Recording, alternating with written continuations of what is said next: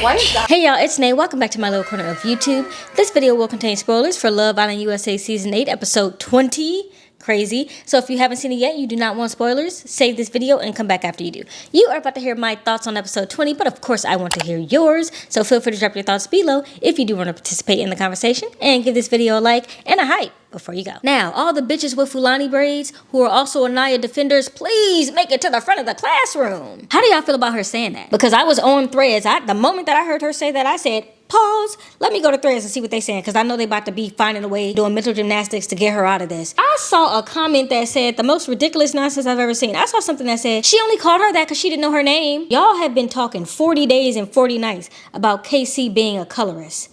You don't think what Aniya said is damn near pushing anti-black? I'm not saying she's anti-black. I'm saying that statement is on the edge of anti-black, because why would you point out her Fulani braids? That's a very black thing. I made it very clear, pretty much since the moment that I recognized it happened, that I believe Aniya has some deeply seated issues with her skin color. Trinity has all but confirmed that yes, she does have issues with being dark skinned. I believe that Aniya is used to having women who look like Soul and other fair-skinned women and white women be the preferred women that men that she has been around want to date. I think she has had that experience. And I think when she saw TT, she said, it's another black bitch. That's the way that I took that comment. I would have understood if it was a white girl, that would have made sense. But the black bitch, he picked the black, like that's how I took that. Now I see that y'all just saying, oh, she just didn't know her name. She was just, she's just calling her, she's a bitch with the Fulani braids. That's who she is. I can't argue with that. Because to me, there is no reasoning in that. It's absolutely insane that she would say that. So I need all the bitches with the Fulani braids to explain that, please. Quick, fast, and in a hurry. And you know what? I guess Aniya isn't above talking about people's hair. So we could really stop having a conversation about black women's hair now. I hope they bring that up on After Sun. Why did Aniya have to attack the black woman's hair? Why is she attacking the black woman's hair? Don't be hypocritical now. Don't get quiet. Let's keep that same energy. I love what the producers did with this envelope. He's with the fucking angel. Yeah. Most of the couples, it's like neither here nor there. Kenzie doesn't really give a damn what Corbin is doing. She already knew. He definitely don't care what she's doing. KC doesn't really care what Aniya is doing. Aniya kind of cares, but she also is doing her big one with Carl, so I think she's just trying to be upset. I don't know. She saw Melanie crying, so then she had to start finding a way to cry child. And then who else? Jen doesn't care about Kayla. Kayla doesn't care about her. So then we're left with Kayla and Melanie. Melanie cries, but I'll get to her in a minute. Before that envelope game, Kayla is talking to Che. I just find it funny that she's having all these deeper level conversation, but in reality, they're very surface level deep conversations, because she's talking about, this is how I always imagined getting married, and this is what I imagine. She talk about, yeah, I want to elope. This man is talking about, I want my whole family there. I want to have an Indian wedding and like all this stuff, cultural wedding.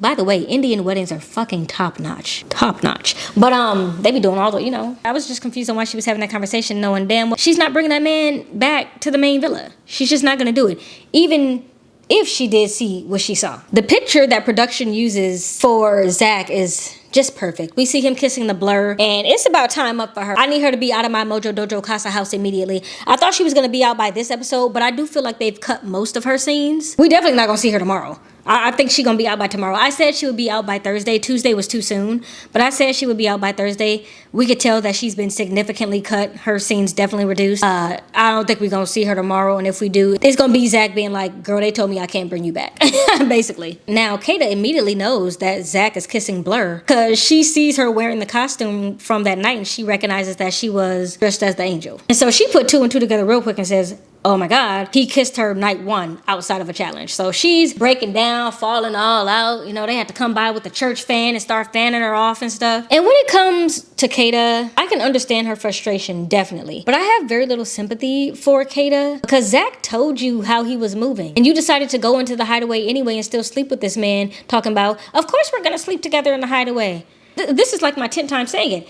Before they went into the hideaway, before they even knew the hideaway was a thing, he said, what if somebody else came in and we wanted to explore? In the hideaway, as they're making the bed, after they just smashed in the bed, he's saying, you sure you don't want to explore if somebody comes in that moment? And then after the hideaway, he still says it again. So, girl, I can't blame anybody but you for that. You knew how that man was moving. He told you. And so the main reason that she's crying so hard is because she smashed him, and now she feels stupid. Dude, I'm so stupid. I'm so No, mad. you're not stupid. Yes, I am. No, you're not. He's fucking stupid, bitch. Why would you open yourself up to that knowing how this show is and specifically knowing what your man was saying and then laughing it off? You thought you were on Couples Island. Zach is on Money Island. That's the only island he on. At this point, he's not even going to make you look stupid. He's in Casa Amor. That's what's supposed to be happening. And speaking of Couples Island, I do want to briefly talk about Jen because she was definitely annoying me this episode. And I feel like she came here to play Couples Island as well. And I really don't understand it coming from her because she was a bombshell. She knows damn well what this show is about. She knows the name of the game. She came in as the name of the game. So while she's trying to lock down Gal, I have no idea. She asked Gal if he would be open to speaking with anybody else. And he says very quickly and swiftly, yeah, I wanted to speak to Kenzie. And you could tell immediately that she feels a way about that. Who would you want to talk to? I still want to talk to Kenzie. And then she goes and tells the girls. I'm pissed off. Like, I'm annoyed. And it's just like, this is not your man. Like I do with all of my reviews on this stuff, a lot of these shows that I cover, I understand that they move quickly and I know that feelings are caught quickly. Baby, you know this man for 72 hours. How could you possibly think that he's yours to claim or that you can claim his time or claim who he speaks to? That's so ridiculous. And then she tries to turn it around on him and be like, well, he only asked me if I was jealous because he wants to poke the bear. So I think he was just maybe trying to like poke the bear of like, oh, are you upset? Are you jealous? Are you this? And I'm just like, you're almost 30, like, grow up. No, he's asking you if you were jealous because you got visibly standoffish when he said he wanted to speak to Kenzie as if that was a problem after 3 days. Melanie is still exploring with Corey. The girls were kind of hyping her up to give him a kiss. I think she likes him, but I don't think she's leaving Sincere for that man. Just like I don't think Sincere is about to bring Amora back, even though Amora thinks he's locked in with her. That's just how Sincere is. And Melanie is like an orbit around Sincere. She's so locked in on that man. So like she's entertaining Corey, but I don't think that's going anywhere. I fully expect them to still be together. So Casey and Corbin are having a conversation and they basically confirm, hey, I'm bringing back Parmita. I know you bringing back TT. And Corbin makes a comment. I don't want to be mean, but I feel like TT and Parmita are like college girls. Yeah, and those girls in the villa are like high school girls. And it was a little strange for him to say that. I do have to admit, like, that's kind of a weird thing to say. But then I also have to think about the fact that Corbin is 22 years old. He's barely out of high school. And KC is 23. Slightly over barely out of high school. Parmita is 27, TT is 25. There is a gap in growth that happens during those times. Even though 23 to 25 is closer, I feel like there's a mind shift change, maybe just in women, I don't know. I feel like there's a mind shift change that takes place when you turn 25. The millisecond I turned 25, I was like, 30 is inching dangerously close. And like, it really is a mindset change. So I do think you are more mature. 27, I'm sure most people would definitely be more mature by then as well. So I do think that it was kind of a strange comment, and I know y'all about to get ready to run with it. Oh, they're misogynistic for saying. No, they're not. They're just young. They're just young, and at 22, a college girl kind of seems like a lot. I know for me, I still felt like I was in high school when I was in college. Like it takes a while to kind of get out of that, so I understand the sentiment there. But I know I had to talk about it because I know y'all about to run with it. And honestly, what I got from that is that I feel like both of them would be more suited with people, with women who are a little bit older than them. Corbin gonna play around with anyone, but I think Parmita's personality matches him, and she's older, so she knows ball. She knows ball. He just learning ball, but he know ball a little bit, and so they just match because she's wiser than another 22-year-old. So that's why I think they mesh really well. So I'm saying he probably needs someone a little bit older. Casey, he might need somebody older. I don't know if it's necessarily TT. Like I said, I was rooting for TT because she from LA. She low-key kinfolk, but she also low-key a little delusional too. I have to say that. So I don't really know. We didn't see too much of them this episode other than, you know, we know that they still sleeping in the bed together, but my good sister's a little crazy. Now, I still want him to bring TT back to the villa because I think that relationship with him and Aniya needs to be officially done. It needs to be set in stone that it's done. But TT is a whole other level too. So I don't even know what she gonna do when she get back to the villa. She might throw hands over that man. So who knows? I think we gonna find out what, Sunday? KC also does slip up and call TT Aniya. Me and Aniya was talking last night and we was just Aniya. Oh, what the fuck, bro? He clearly got Aniya on the brain. Obviously, he better hope he don't do that around TT because I believe she fights men. Now, if you don't know, I posted a video last night regarding the Aniya and KC situation because I felt like it deserved a separate video. Every once in a while, there's a situation that happens and I'm like, this needs to have its own video. So I made a dedicated video for that. If you haven't seen it, it'll be in the description box. And I responded to a lot of the comments, but obviously I haven't gotten around to all of them, but I am seeing them. And for some reason, y'all are comparing and conflating KC, in particular KC and Corbin together and the way that they're moving in Casa with misogynists and them being red pillars. And I really need to say this. I talk about this a lot when I'm covering Love is Blind. Y'all have become too comfortable with medical terms, because I feel like at this point in time, I know that red pill is more of like a social term, but it describes a very specific type of man, a misogynist type of man. Like, it's a very specific type of man. I feel like y'all have gotten too comfortable with using terms and too loose with using them, because you see people using them all day on social media. Everybody's not a narcissist. Some people are just shitty people. Y'all are fully okay with being like, we're so glad Aniya's moving on to her prince. She likes him better anyway, but that doesn't make her a bad person. But all of a sudden KC wants to move on and he's saying, I'm liking this girl a lot more, and that makes him misogynistic. Someone's not misogynistic and they're not a red pillar because they don't like you specifically. A red pillar doesn't like any women. A misogynist doesn't like any women. You can't look at the way that KC is moving around these women and how he was speaking to Aniya and calling her beautiful and all this and say he's a red pillar. I fear y'all have never come across red pillars. I have. I was attacked by red pillars on YouTube when I first started my channel. Don't ask me how they found me, because I was never posting any content related to them.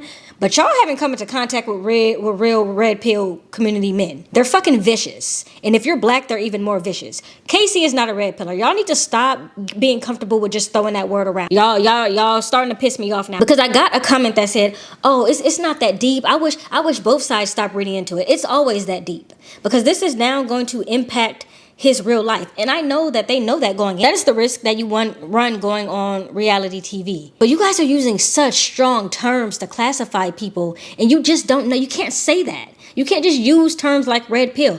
Can you say, I don't like how he's treating Aniya, I think he's treating her shitty? Sure, that's your opinion. But calling him misogynistic is y'all stretching. Y'all are doing mental gymnastics to hold KC accountable for every little thing he says, while also doing mental gymnastics to not hold her accountable for anything she says or does. It's actually ridiculous. Now, KC does say this. We confident in ourselves. You know what I mean? We don't really care what's over there. You know what I mean? That's them. He also says later on he doesn't give a damn about the fact that she's with somebody else in the villa. Is it cold? Yes. Does it make him misogynistic? No, because again, a misogynistic doesn't like any women. KC is just not fucking with Aniya right now. That's one woman. Hey Siri, what's the definition of a misogynist? As a noun, misogynist means a person who dislikes, despises, or is strongly prejudiced against women. Does KC fall into that category? Does he despise? Does he have a disdain for women?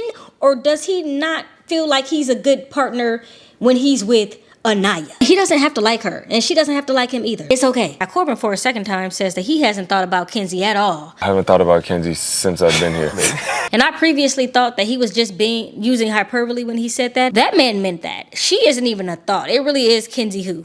Like, he's really not thinking about her. Corbin really did like Kenzie because she overly liked him. And the girls were kind of talking shit about Kenzie. The Casa girls were kind of talking shit about Kenzie. But like, how do you think Kenzie's gonna be? Because Kenzie, I ain't scared of her. Kenzie just likes anyone who likes her. And I know y'all probably gonna be mad at them for saying that too, but some of y'all was saying the same thing, and I think I even said the same thing. Kenzie does like someone who likes her. We saw her hopping, as she should, we saw her hopping from bombshell to bombshell in the villa for anyone who would look her way for too long. It very much does give she likes anyone who likes her. Corbin has just stopped liking her. Thus, she stopped liking him. She's moved on. You see that she done moved on. She might still be a little bit, vexed about it, but she's gonna move on, trust and believe. And like I said, I do see a difference between how Corbin is with Kenzie and how he is with Parmita. I feel like I see Parmita's face just a little bit more because all I ever saw Corbin and Kenzie do was kiss. So I think there is a little bit more than just the sexual attention. Sexual attention is definitely there, but I think there's a little bit more in that relationship. And I like that for Corbin. He's definitely still a fuckboy, but he's only 22. What else is he supposed to do as a 22-year-old? Let's move on to Sincere and Amora. I need to know what Amora and TT were doing before they walked into Casa Amor. Because the way that they came in so sure and so strong about their men, well, mostly TT, but the way that Amora is moving and how she's like, I got Sincere right where I want him. She was doing affirmations and manifestation into the mirror. Everything is working out perfectly.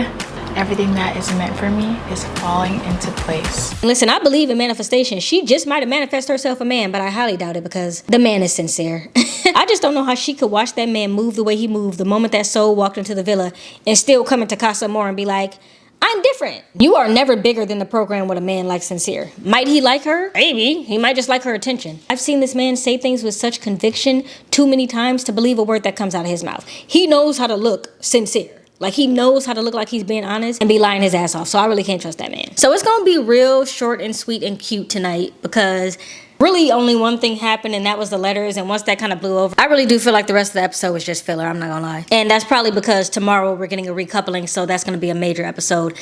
Also, keep in mind, tomorrow there will be no video. I'm going live with C and Sean. I think Sean's going to be there, and we're going to be discussing it live, so catch us there tomorrow. I'll have something up on the community tab about that soon. I meant to post it yesterday, but I ended up doing that KC video, so it kind of took up all my time. I am legitimately sick of Couples Island. Remove me from the group chat, please. And I need Peacock to cast some savages next season. I need everybody coming in there well aware of what show they are on. We are losing the plot, I fear. This cast is so ridiculous. Everybody coupled up after 2 days. Bombshells coming in here trying to couple up in Casa Amor after 3 days. We've lost the plot 100%. Let me know y'all predictions for the recoupling. We know that Kenzie and Corbin are a done deal, so they're each gonna recouple. Sincere and Melanie, they're not bringing anybody back. Casey's definitely bringing someone back. I think Aniya might. And I think Aniya might just so she could play the victim, honestly, and be like, oh, Casey brought someone back. Girl, nobody don't want to hear that. Kata's not going to bring anyone back. Zach is not bringing anyone back. Trinity obviously isn't. And Bryce isn't as well. Did I forget anybody? Jen